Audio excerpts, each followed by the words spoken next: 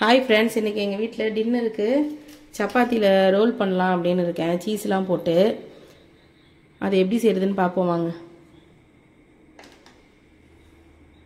இப்போ சப்பாத்தி ரோல் பண்ணுறதுக்கு உள்ள வைக்கிற ஸ்டஃப்பை நம்ம தாளிச்சிக்கலாம். ஃபஸ்ட்டு ஆனியன் சேர்த்துருவோம்.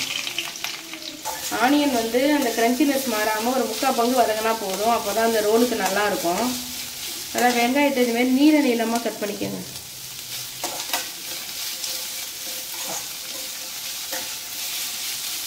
சப்பாத்தி ரோலுக்கு மொசரல்லா சீஸ் தேவையில்லை.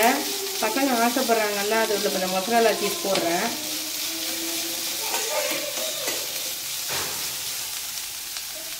நல்லா வதங்கட்டும். வெங்காயம் நல்லா வதங்கிருச்சு. இப்போ தக்காளி சேர்த்துடலாம். இதையும் நல்லா நீளமாக கட் பண்ணிக்கணும்.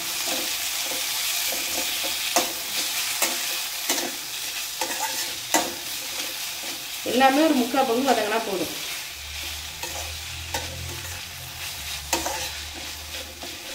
இந்த ஸ்டேஜில் கரம் மசாலா கொஞ்சோண்டு போட்டுக்குவோம். கொஞ்சமாக போட்டால் போதும் கரம் மசாலா.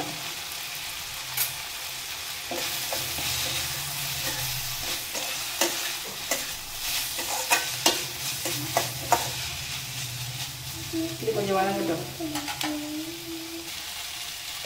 இப்போ தக்காளி நல்லா வதங்கிருச்சு. இப்போ குடமிளகாய் சேர்த்துரும். குடமிளகாயும் பச்சை மிளகாயும் சேர்த்து அடிச்சு வச்சுருக்கேன்.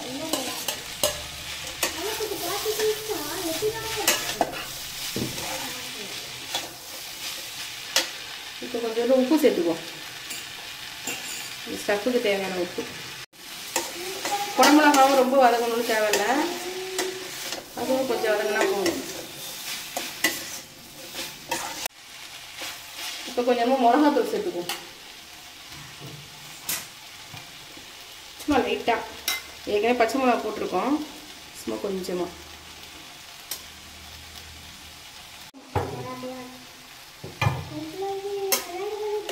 மிளகாத்தூள் சேர்த்தாச்சு. நல்லா வதக்கிட்டு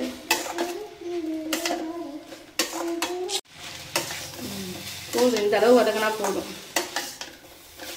எல்லாம் கொஞ்சம் கொஞ்சம் நேரம். அவ்வளோதான்.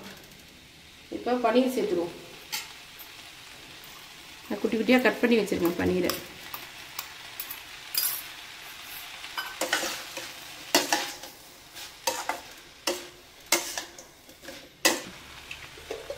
பன்னீர் சேர்த்ததுக்கப்புறம் கொஞ்சமாக சாஸ் ஊற்றிக்கலாம். டொமேட்டோ சாஸ் ஒரு புளிப்புக்கு தான்.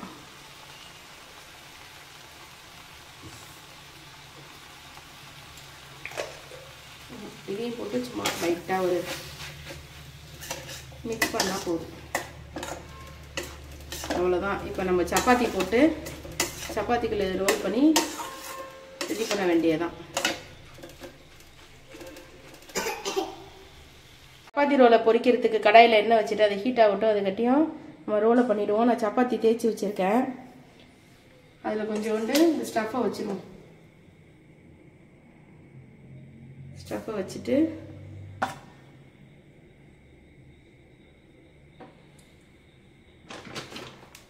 அது மேலே கொஞ்சோண்டு சீஸ் போட்டுருவோம்.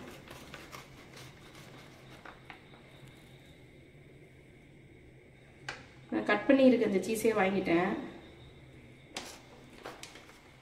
முழுசாக வாங்கினீங்கன்னா அதை நல்லா திருவி சேர்த்துக்கோங்க. சீஸ் எவ்வளோ வேணாலும் போடலாம். பசங்களுக்கு சீஸ் தானே ரொம்ப பிடிச்சிருக்கு. அதுக்காக தானே பீஸாவே சாப்பிட்றாங்க. பீஸா வாங்க போனால் எக்ஸ்ட்ரா சீஸுன்னு வேற கேட்டு வாங்கி சாப்பிட்றாங்க. இதை அப்படியே ரோல் பண்ணிட வேண்டியதுதான். ஷேப்பாக இருக்கணும்லாம் கிடையாது. அது கவர் ஆனால் போதும் எண்ணெயில் போட்டு பொரிச்சு எடுக்கிறதுக்கு.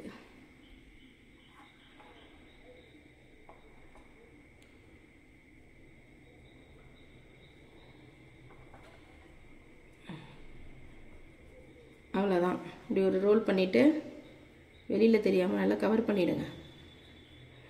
இந்த எண்ணெயில் போட்டு பொரிச்சு எடுக்க வேண்டியதுதான்.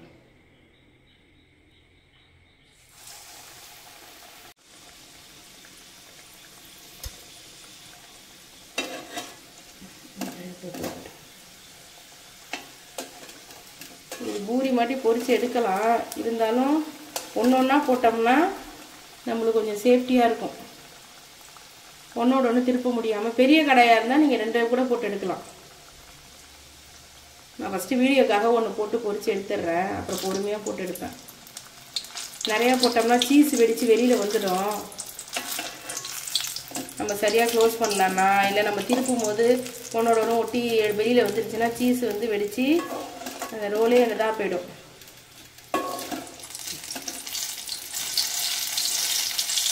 அதனால் நான் ஒன்று ஒன்றா தான் எடுப்பேன். அவ்வளோதான், சப்பாத்தி ரோல் ரெடி ஆயிடுச்சு.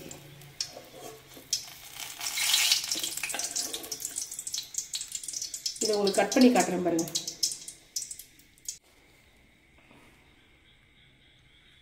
இப்போ இதை ஒன்று கட் பண்ணி காட்டுறேன் பாருங்க.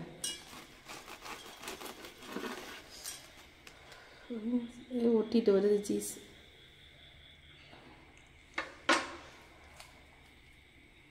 பார்த்தீங்களா உள்ள எப்படி இருக்கு? ஸ்லோ ஃப்ளேமில் வச்சு தான் நீங்கள் பொரிக்கணும். அப்போ தான் உள்ளரையும் நல்லா மாவு நல்லா வெந்து போகும். இதுமாரி ஒன்று ஒன்றா போட்டு எடுக்கணும். கொஞ்சம் பொறுமையாக தான் செய்யணும்.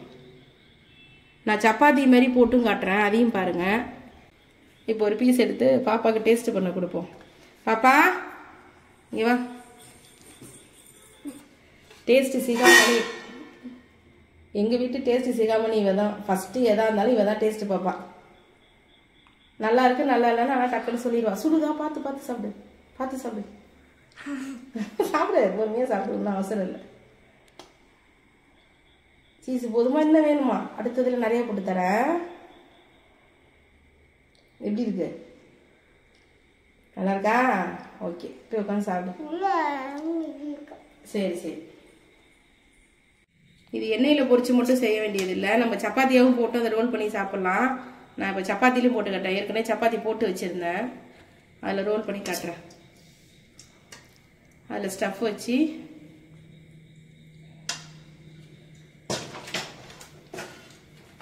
சீஸை கொஞ்சம் போட்டுக்கோங்க மேலே. ரொம்ப ஆயில் வேணாங்கிறவங்க இப்படி கூட சாப்பிட்லாம், சப்பாத்தி மாரி போட்டு அதில் கூட சாப்பிட்லாம். போதும். நான் ஏற்கனவே தோசைக்கல்லை சூடு பண்ணி வச்சுருக்கேன். இதை நல்லா ரோல் பண்ணிவிட்டு, இது எதுக்கு திருப்பி நம்ம தோசைக்கல்லில் போடணும்னா அந்த சீஸ் உருகிறதுக்காக தான், வேறு ஒன்றும் இல்லை. இதை அப்படியே தோசைக்கல்ல வச்சிருவோம். இப்படி கொஞ்சம் ப்ரெஸ் பண்ணி விட்டுட்டிங்கன்னா அது அப்படியே இந்த சீஸோட அந்த இதுக்கு ஒட்டிக்கும். அப்படியே நல்லா சும்மா ஒரு 2 நிமிஷம் முன்னாடி பின்னாடி திருப்பி வச்சாலே போதும்.